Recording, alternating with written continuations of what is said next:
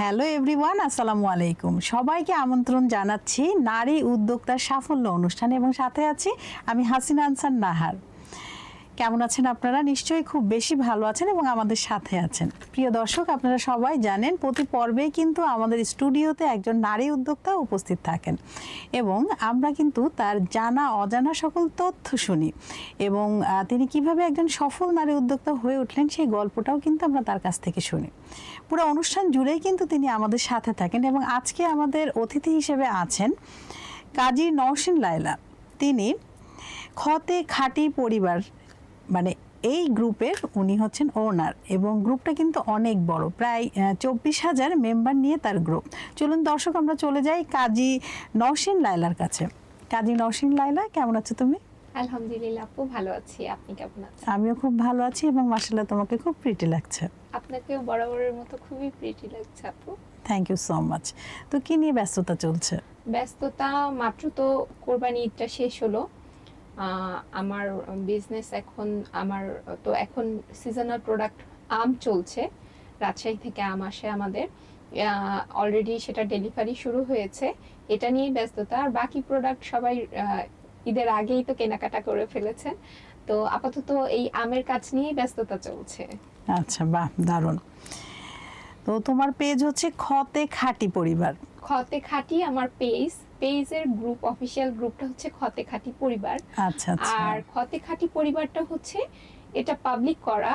আমার সাথে আরো প্রায় কয়েক হাজার নারী উদ্যোক্তা কাজ করছেন এবং তারা বিভিন্ন প্রোডাক্ট নিয়ে কাজ করছেন এবং এখানে ওনারা তাদের পণ্য প্রদর্শন করতে পারে। আমরা বিভিন্ন অনলাইন অফলাইন ইভেন্ট করে থাকি, বিভিন্ন ধরনের প্রমোশনাল কাজ করে থাকি। এটা পরিবার নামটা আসলে এমনিতে বলার জন্য রাখা না, এটা অ্যাকচুয়ালি এভাবেই যে কারো হয়তো ছবি তোলাটা সুন্দর হচ্ছে না, পণ্যের ফটোগ্রাফি সুন্দর হচ্ছে না, বা প্রেজেন্টেশন ভালো হচ্ছে না, বা লাইফটা ভালো করে করতে পারছে না, আমরা বিভিন্ন ইভেন্টের মাধ্যমে তাদেরকে দেখা যাচ্ছে বিভিন্ন ট্রেনিং, ওয়ার্কশপ, এগুলোর মাধ্যমে কাজ করা হয়। মূলত খতে খাঁটি আলাদা, এটা আমার ওন বিজনেস পেজ। আর খতে খাঁটি পরিবার আমি বলি যে আমি কিছুই না, আমি সবকিছু, তোমাদের মেম্বারদের সবার সবকিছু। আচ্ছা, তোমার বিজনেসের শুরুটা কিভাবে? বিজনেসের শুরুটা যদি আমি বলি, বিজনেসের শুরুটা হয়েছিল মূলত আমার শেষ থেকে বলতে আমার ক্যারিয়ারের শেষ থেকে। আমি মূলত ইঞ্জিনিয়ারিং পড়েও আমার বড় সন্তানের জন্য আমি পেশা হিসেবে নিয়েছিলাম শিক্ষকতা। আমি রাজধানীর একটা স্বনামধন্য স্কুল অ্যান্ড কলেজে শিক্ষিকা হিসেবে ছিলাম এবং আমার বাসায়ও একটা কোচিং ছিল। তো আমার দ্বিতীয় বাচ্চার জন্মের পরেও আমি ম্যাটারনিটি লিভে থাকা অবস্থায় অলরেডি আমি কোচিংটা শুরু করেছিলাম স্কুলে। আর আমি জয়েন করার আগেই কোভিড শুরু হয়ে যায়। তো ওই মুহূর্তে আমার ব্যাংকার হাজব্যান্ড আমাকে বাড়িতে পাঠিয়ে দেন। উনি আমাকে আমার দেশের বাড়ি কুষ্টিয়াতে পাঠিয়ে দেন।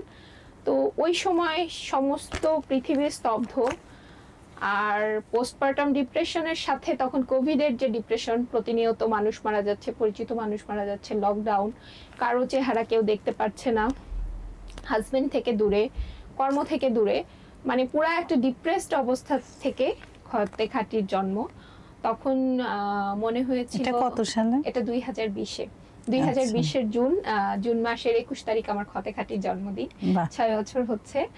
তো আমার সেকেন্ড বেবি, আমার মেয়ে বাচ্চা আনায়া, ওর জন্মের পর যখন আমি আসলে দেখলাম যে আসলে কেন কাজে ফিরতে পারছিলাম না, কারণ এই বাচ্চার খাবারগুলো কে রেডি করবে বা সঠিক খাবারগুলো বাচ্চাকে কে যত্ন করবে।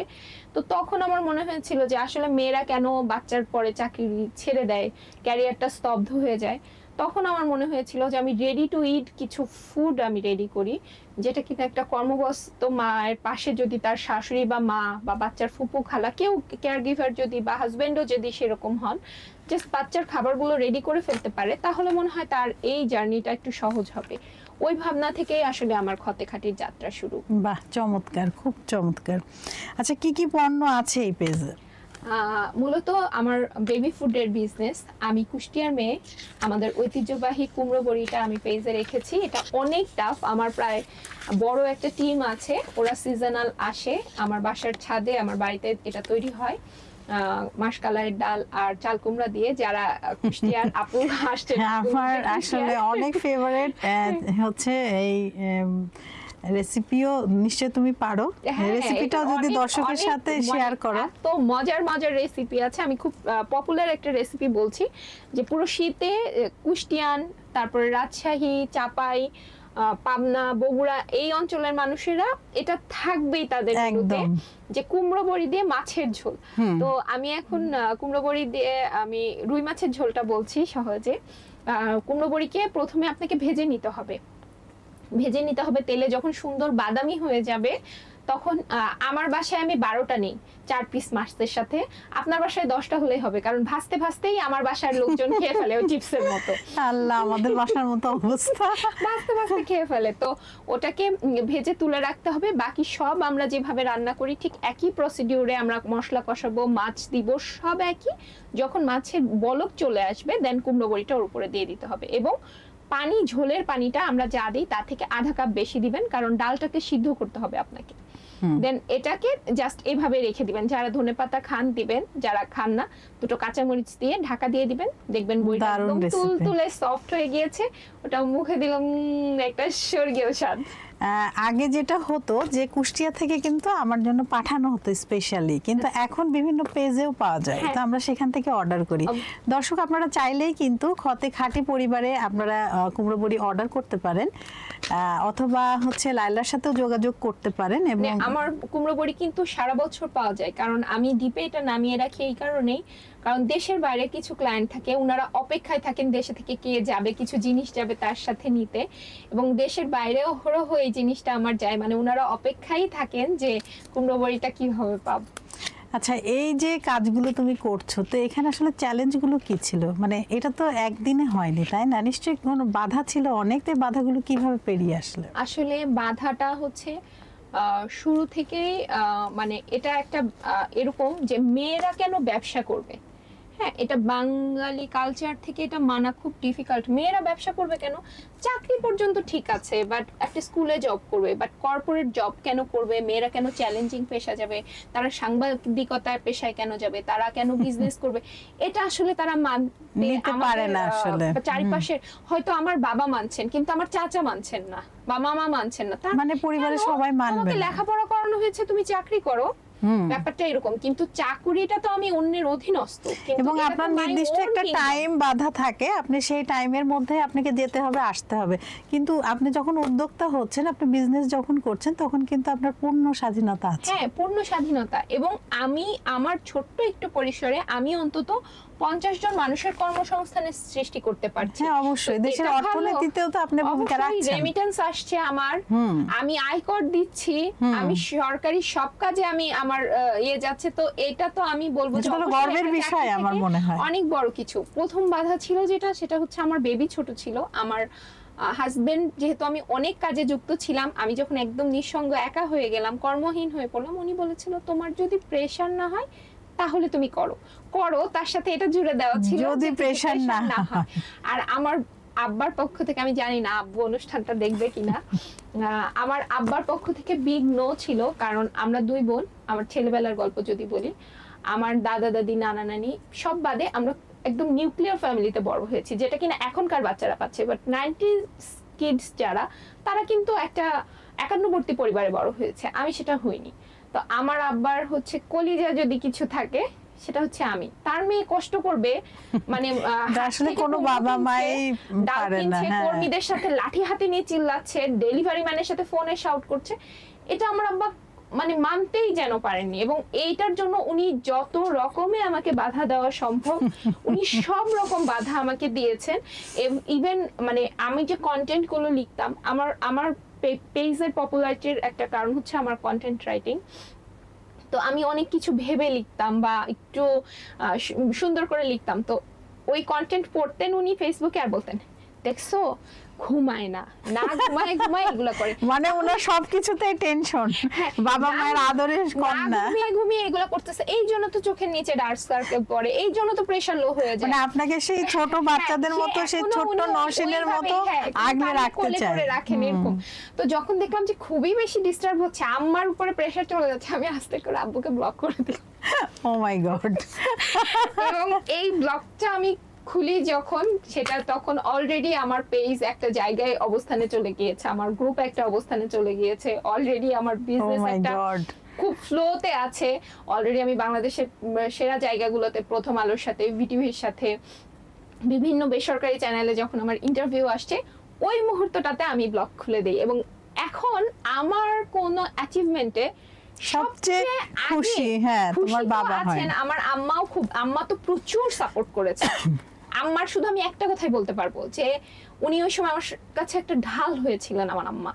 মানে উনাকে নিয়ে আমি একটা কথা বলবো, যেহেতু আব্বু বাধা দিয়েছে, আব্বুকে নিয়ে অনেক কথা বলতে পারবো, কিন্তু এখন যদি আমার কোনো অ্যাচিভমেন্ট হয়, সর্বপ্রথম যে শেয়ারটা থাকে সেটা হচ্ছে আমার আব্বার।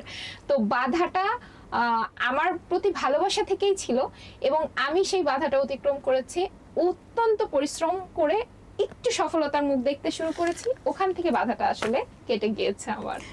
তো দর্শক, আসলে বাধা কিন্তু অনেক দিক থেকে আসে, যেমন হচ্ছে লাইলারও এসেছিল, এবং তার সবচেয়ে প্রিয় মানুষ যিনি, তাকে আগলে রেখেছিলেন ছোটবেলা থেকে ভালোবাসায়, আদরে। বাবা মা তো আসলেই সন্তানের কষ্ট সহ্য করতে পারে না, তো উনি ওইভাবেই ওকে বড় করেছেন, তো সেভাবেই আসলে রাখতে চেয়েছিলেন। কিন্তু আমাদের লাইলা তো অনেক বড় হয়ে গিয়েছে, তাই না? ওরও তো অনেক দায়িত্ব আছে, ওরও অনেক কাজ আছে, এবং এতগুলো মানুষ লাইলার জন্য আছে পেজে, এবং তাদের কর্মসংস্থানও হচ্ছে না। ও কিন্তু ধৈর্যহারা হয়নি। তো আসলে সাউন্ড আসবে, সে যে জায়গা থেকে আসুক, আপনার প্রিয় মানুষের কাছ থেকেও আসতে পারে। তো আমরা আসলে থেমে যাব না, হ্যাঁ, আমরা ধৈর্য নিয়ে এবং মানসিক, শারীরিক এবং আর্থিক শক্তি নিয়ে, এবং নিজের প্রতি আত্মবিশ্বাস নিয়ে আরও এক ধাপ এগিয়ে যাব। এবং যারা প্রথমে না করেছে, তারা কিন্তু আপনার এই কর্মময় জীবন দেখে এবং সফলতা দেখে তখন কিন্তু তারাও বুঝবে যে না, আসলে আপনি ঠিক ছিলেন। তো লাইলা, অনেক গল্পই তো হলো, এবার আসি তোমার কিছু রান্না বান্নার বিষয় নিয়ে। মানে তোমার কি কোনো রান্নার বইয়ের রেসিপি যাচ্ছে? হ্যাঁ, যাচ্ছে। তাই না? আচ্ছা, এটা কি যাচ্ছে বাংলাদেশের ঐতিহ্যবাহী রান্না, ৭ম খণ্ড, ওখানে আমার কুমড়ো বড়ির রেসিপি যেটা আমি বলেছি সেটা যাচ্ছে। কংগ্রাচুলেশন। Thank you.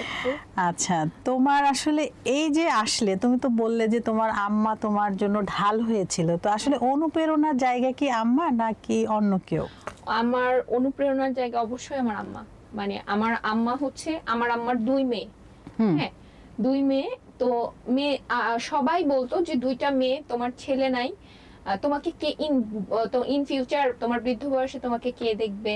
মেয়েরা বিয়ে হয়ে গেলে কোনো রেসপন্সিবিলিটি পালন করতে পারবে না, তোমাকে দেখতে পারবে না। আমার আম্মা আলহামদুলিল্লাহ ফিজিক্যালি অ্যান্ড ইকোনমিক্যালি অনেক সলভেন্ট এবং স্ট্রং একটা woman, and she is also a businessman. ও আচ্ছা, ওনার থেকে অনুপ্রেরণাগুলো পেয়েছো? উনি হচ্ছে মানে এত কথা শুনেছেন যে 2টা মেয়ে, আবার কি পড়তে দিছে মেয়েরে? Civil engineering. আরে মেয়ে মানুষ কম্পিউটার পড়বে, এর কেন সিভিল, মাঠে নামাই দিছো কেন? মানে অনেক অনেক কথা আমার আম্মা শুনছেন। শুনেছেন। এবং আমার ইঞ্জিনিয়ারিং শেষের দিকে আমার ছেলে আমি কনসিভ করি, আমার আম্মা পড়তেন, আমি ওটা শুনতাম এভাবে। আমার পড়লে আমার মনে হতো কি অক্ষরগুলো যেন, লেটারগুলো উঠে আমার চোখের ভিতর দিয়ে চলে আসে, আমার পেটের মধ্যে একটা নাড়াচাড়া দিতেছে, মানে অস্থির লাগতো। এত একটা খারাপ অনুভূতি ছিল। তো এই ভদ্র মহিলা যেটা করতেন, বলতেন যে চোখ বন্ধ করে শুয়ে থাকো, আমি পড়ছি, তুমি শোনো। তো এতটা করেছেন? মানে মায়ের করার তো আসলে শেষ নেই সেটা। এবং আমি কিন্তু স্টুডেন্ট লাইফে আমার বিয়ে, যেহেতু ভাই ছিল না, মানে একটু মেয়ে, আমার আম্মা আমার মাত্র 18-19 বছরের বড়, আমার আম্মা একদম পরীর মতো সুন্দরী দেখতে। হ্যাঁ, তো আমরা 2টা বোন, এবং আম্মা 3টা মেয়েরে নিয়ে আমার আব্বা সব সময় বিপদের মধ্যে থাকতো যে আমাদেরকে পাহারা দিয়ে রাখতো। আচ্ছা আচ্ছা, মফস্বলে বড় হয়েছি, কিছু ঝামেলা ছিল, তো খুব আর্লি ম্যারেজ, আমাদের পছন্দের বিয়ে। ওই যে 2টা স্টুডেন্টকে মানে সব সময় পুশ করা, এবং আমাদের যে সমস্ত কাজে, মানে আমি যদি একটা ভুল কাজও করে আসি, তাহলে আমার মা আমাকে কখনো জাজ করেন না।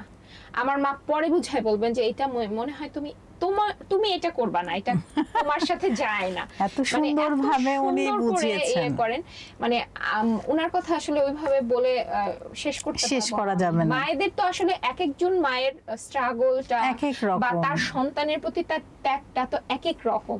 সেটা আসলে তো কেউ আমরা বলে মানে সারা জীবন আমাদের শেষ হয়ে যাবে, তাও কিন্তু শেষ হবে না বলা। আমি যখন আজকে রেডি হচ্ছিলাম, আম্মা তো দেশের বাড়িতে থাকেন, মানে আমি আজকেও যখন রেডি হচ্ছিলাম, মানে আম্মা আসছেন, বেড়াতে এসেছেন, তো আমার শাড়ির আঁচল ঠিক করছেন আর বলছেন যে যাক বাবা, এরকম একটা ভাগ্য আমার ছিল যে আমার মেয়ে একটা অনুষ্ঠানে যাচ্ছে, আমি শাড়ি আমি ready করে যেহেতু দিচ্ছি। উনি অনেক বেশি বিজি থাকেন, অনেক বেশি বিজি থাকেন উনার আসলে মানে উনি নিজে যেহেতু এখনো কর্মজীবী, তো হ্যাঁ, উনি তো অবশ্যই ব্যস্ত retired থাকতে person না, হয়। যার কারণে উনি ব্যস্ত থাকেন অনেক।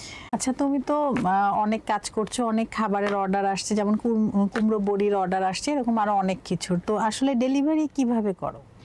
ডেলিভারিটা মূলত আমার 3টা ধাপে আমার ডেলিভারি হয়।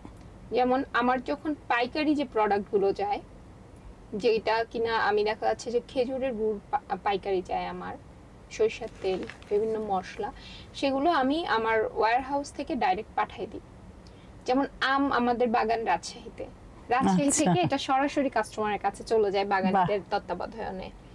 আর একটা যেটা আমাদের রেগুলার ঘি, মধু, চিয়া সিড, বাদাম, সানফ্লাওয়ার সিডস সহ জাফরান, যাবতীয় যা কিছু বাচ্চাদের নকশি কাঁথা, নিমা, ন্যাপি, এই প্রোডাক্টগুলো আমাদের রেডেক্স, পাঠাও, এদের এগুলোর সাথে মাধ্যমে চলে যায়। ফার্স্টের মধ্যে। আর আমার ব্যক্তিগত ডেলিভারি ম্যানরা আছে, তাদের কাজ হচ্ছে আমার টিফিন আইটেমটা ডেলিভারি করা।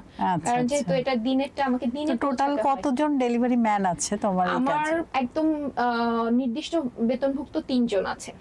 আর রেডেক্স এর সাথে ওটা তো ওদের চুক্তিভিত্তিক হয়। আর আমটা সাধারণত আমরা সুন্দরবন আর জননীতেই আমরা পাঠাচ্ছি, আমরা এটা হোম ডেলিভারিতে দিচ্ছি না, কারণ পচনশীল পণ্য এবং এটা আসলে খুব ঝামেলা। এটা মানে আমাকে সবসময় বলা হয় যে এটা ছেড়ে দাও, কিন্তু আসলে এটা এতটাই সুনাম করে গেছে, মানে কাস্টমারদের প্রেসারেই আমাকে আনতে হয়, এটা আমার জন্য না। আসলে তো তোমার পেজের টপ 3টি পণ্যের নাম বলো।